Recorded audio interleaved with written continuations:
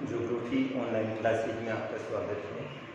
आज अपन बात करते हैं B and BSc part 3 chapter test भारत का भौतिक स्वरूप। यानी भौतिक स्वरूप के अंतर्गत किसको लिया जाता है?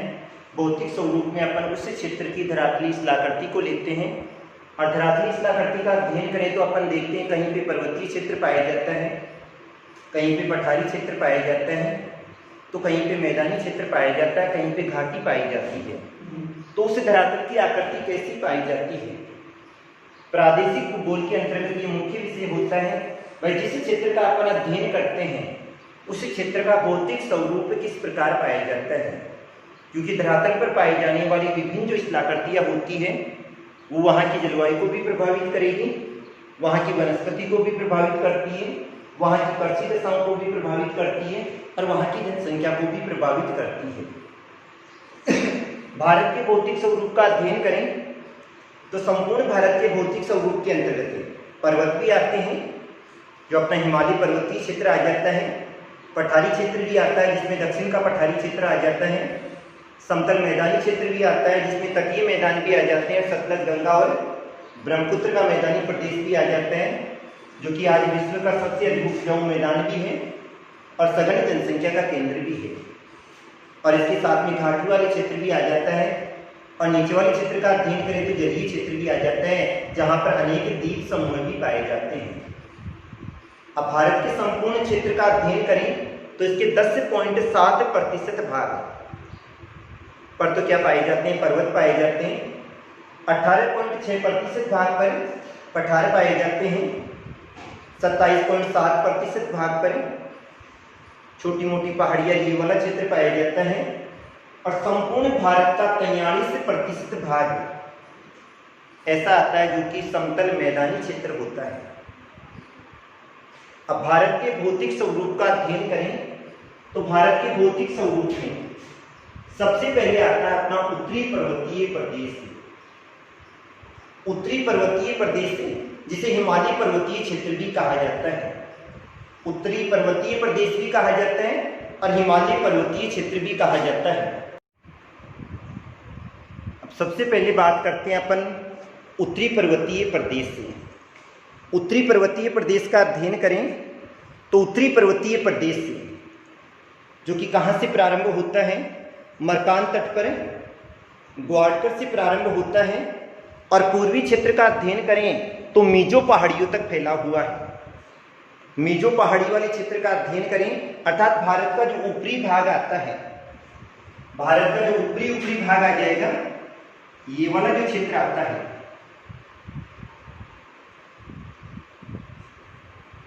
इस संपूर्ण पर्वतीय क्षेत्र में यहां पर ऊपरी भाग से लेकर और इस संपूर्ण पर्वतीय क्षेत्र में जो भाग आता है वो किसका आता है? हिमालय पर्वतीय क्षेत्र का आता है। हिमालय पर्वतीय क्षेत्र भी कहा जाता है और उत्तरी पर्वतीय क्षेत्र भी कहा जाता है। ग्वाडकर से प्रारंभ होता है मीजो पहाड़ियों तक, इसका जो भाग आता है वो 5000 किलोमीटर की लंबाई में फैला हुआ है। इसके पश्चिम में बलूचिस्तान वाला क्षेत्र आ जाएगा, नंगा पर्वतीय क्षेत्र आ जाएगा जो कि 1500 किलोमीटर वाले क्षेत्र में आ जाता है और इसके अलावा नामचा बरवा वाला क्षेत्र आ जाता है। ये वाला संपूर्ण क्षेत्र एक चाप के समान फैला हुआ है और 2400 किलोमीटर क्षेत्र में फैला हुआ है। इसका अध्ययन करें तो इसके ऊपरी प्रांत का अध्ययन करें तो कौन कौन से क्षेत्र आते हैं इसमें? बलूचिस्तान कौन सा क्षेत्र होगा जिसको वर्तमान में यानी पाकिस्तान का सीमा प्रांत भी कहा जाता है, ये वाला क्षेत्र आ जाएगा। जम्मू कश्मीर वाला क्षेत्र आ जाता है, हिमाचल प्रदेश वाला क्षेत्र आ जाता है, नेपाल आ जाएगा, सिक्किम आ जाएगा, भूटान वाला क्षेत्र आ जाएगा, पश्चिमी बंगाल वाला क्षेत्र आ जाएगा, असम का यानी जो वर्तमान नाम है वो असम है, असम वाला आ जाएगा, अरुणाचल प्रदेश आ जाएगा, नागालैंड आ गया, मेघालय आ गया, मणिपुर आ गया, त्रिपुरा, मिजोरम और कहाँ तक आ जाता है? म्यांमार तक आ जाता है। अर्थात संपूर्ण देशों का अध्ययन करें तो हिमालय पर्वतीय क्षेत्र एक ऐसा यानी भारत विश्व का सबसे यानी विशालतम पर्वतीय क्षेत्र है।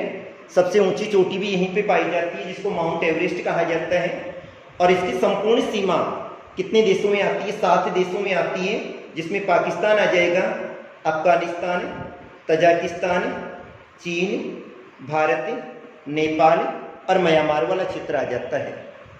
अब भौतिक प्रदेशों के आधार पर अध्ययन करें तो इसके अंतर्गत 4 क्षेत्र आ जाते हैं। एक अपना आ जाएगा महाहिमालय, महाहिमालय भी कहा जाता है, आंतरिक हिमालय भी कहा जाता है। लघु हिमालय आ जाएगा, उप हिमालय आ जाएगा, जिसको क्या कहा जाता है, शिवालिक श्रेणी भी कहा जाता है, और ट्रांसियर तिब्बत हिमालय भी कहा जाता है। तो उत्तरी पर्वतीय प्रदेश को 4 भागों में बांटा जाता है। महाहिमालय आ जाएगा, लघु हिमालय आ जाएगा, उप हिमालय आ जाएगा और ट्रांस हिमालय आ जाएगा।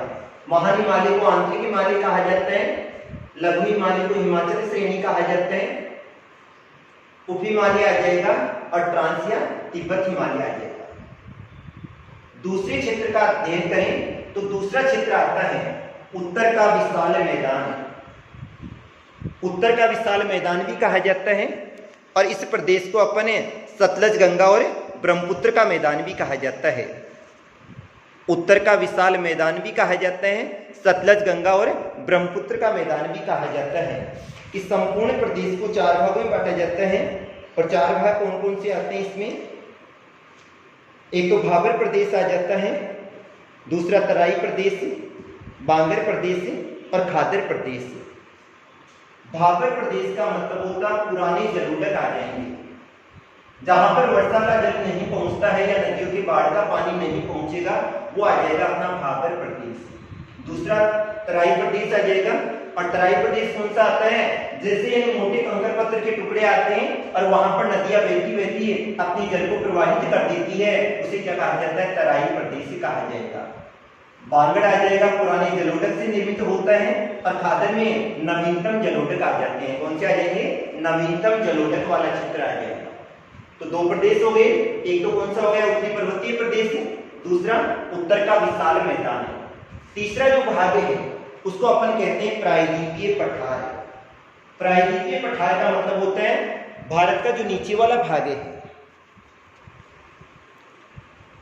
नीचे वाले जो भाग हैं वो तीनों ओर से किससे घिरा हुआ है? प्रायद्वीपीय पठार का मतलब होता है जिसके 3 ओर क्या पाया जाता है? प्रायद्वीप का मतलब क्या होगा? जिसके 3 ओर क्या पाया जाता है? जल पाया जाता है। अब भारत के नीचे वाले क्षेत्र का अध्ययन करें तो जो नीचे वाला क्षेत्र आता है वो त्रिभुज के समान फैला हुआ है, जिसका आधार तो ऊपर की तरफ पाया जाता है, और शीर्ष वाला भाग कहाँ पाया जाता है? नीचे की ओर। अर्थात आधार तो कहाँ हो गया? उत्तर में हो गया, और शीर्ष वाला भाग है कहाँ पाया जाता है? दक्षिण में पाया जाता है। इस त्रिभुज के समान फैले हुए भूभाग को क्या कहा जाता है? दक्षिण का या प्रायद्वीपीय पठार के नाम से जाना जाता है। दक्षिण का पठार भी कहा जाता है और प्रायद्वीपीय पठार के नाम से जाना जाता है। इस प्रायद्वीपीय पठार का अध्ययन करें तो ये वाला जो प्रायद्वीपीय पठार है इसका निर्माण किसके द्वारा हुआ था? ज्वालामुखी क्रिया से हुआ था, और ज्वालामुखी क्रिया से निर्मित होने के कारण से अगर आज इस पठारी प्रदेश का अध्ययन करते हैं तो आज भी यहाँ पर क्या पाई जाती है? काली मिट्टी पाई जाती है।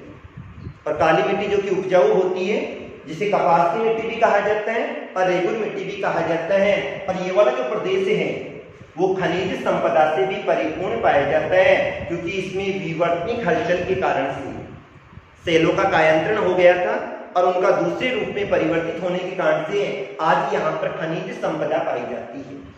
तो तीसरा जो अपना भाग था वो प्रायद्वीपीय पठार का था, और प्रायद्वीपीय पठार जो कि भारत के दक्षिणी भाग में त्रिभुज के आकार में फैला हुआ है, जिसका आधार तो कहाँ हो गया?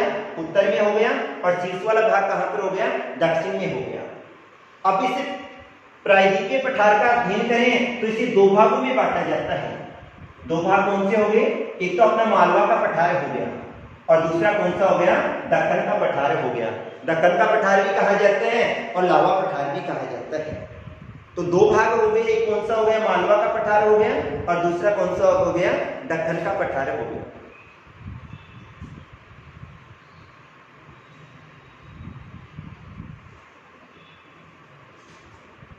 अब इसे मालवा के पठार का अध्ययन करें तो इसे एक तो छोटा नागपुर, दूसरा अरावली की पहाड़ी आ जाती है, तीसरा थार का मरुस्थल आ जाता है, और चौथा सौराष्ट्र या कच्छ का रण आ जाता है।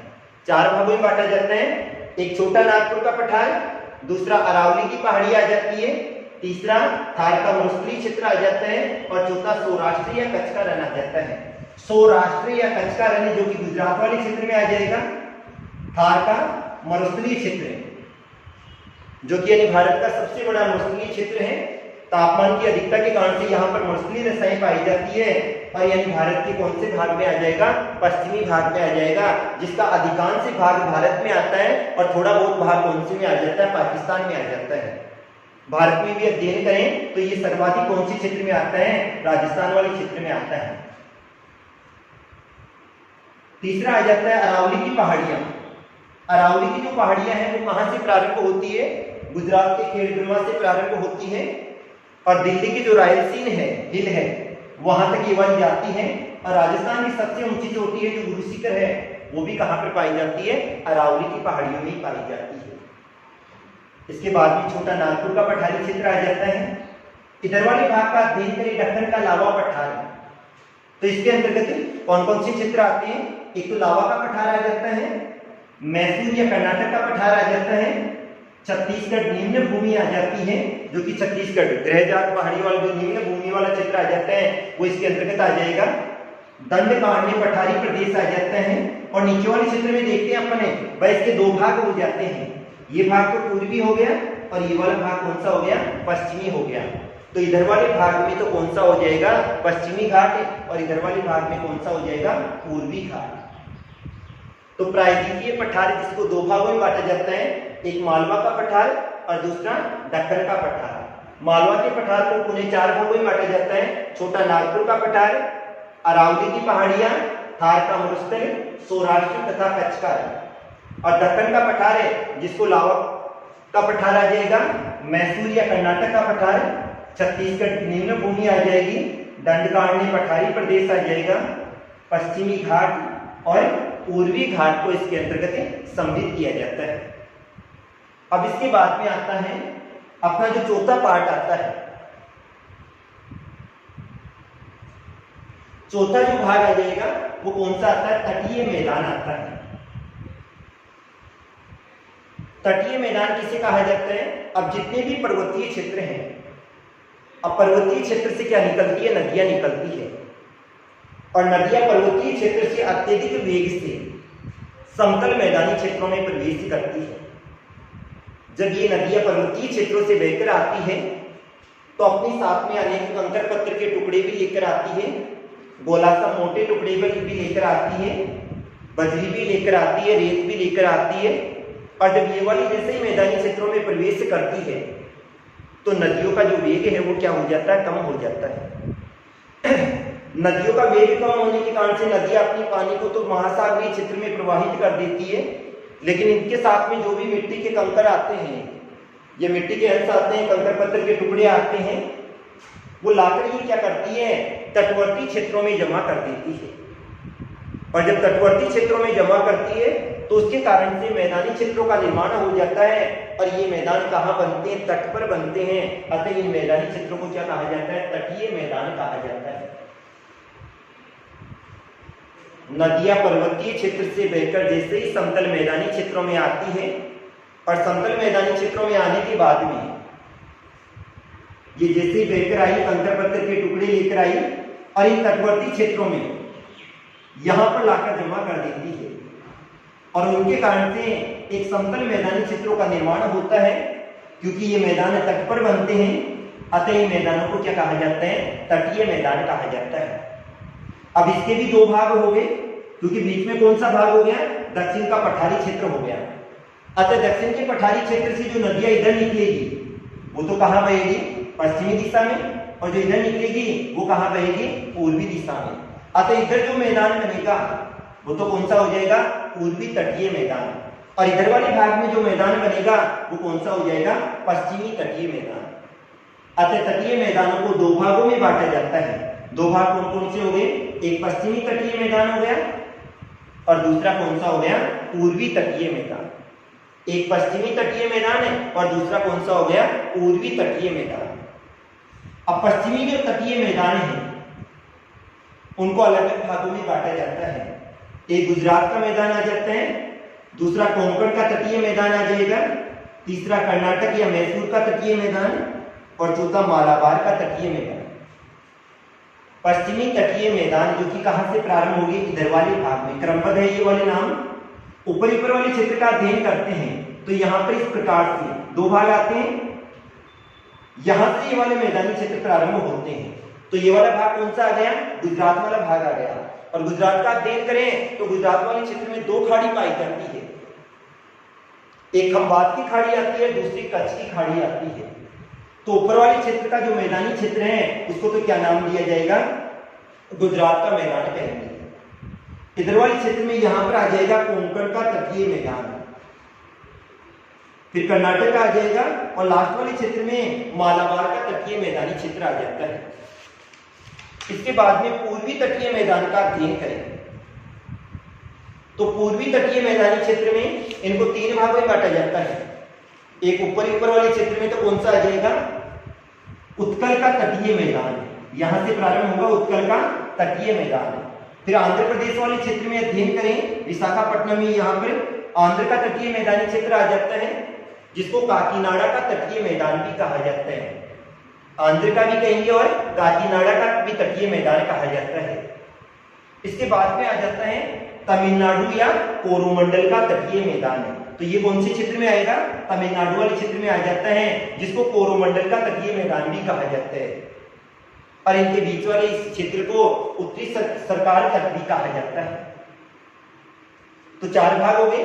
चौथा भाग तटीय मैदान था, जिसके दो भाग हो गए, पश्चिमी तटीय मैदान और पूर्वी तटीय मैदान।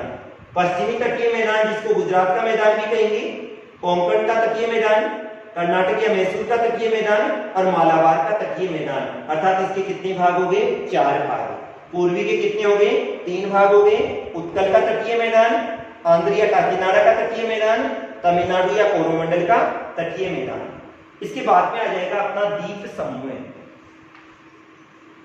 अब द्वीप समूह को अपन अध्ययन करें तो भारत के नीचे वाले भाग पर यहां पर कौन सा महासागर आ जाएगा, हिंद महासागर आ जाता है।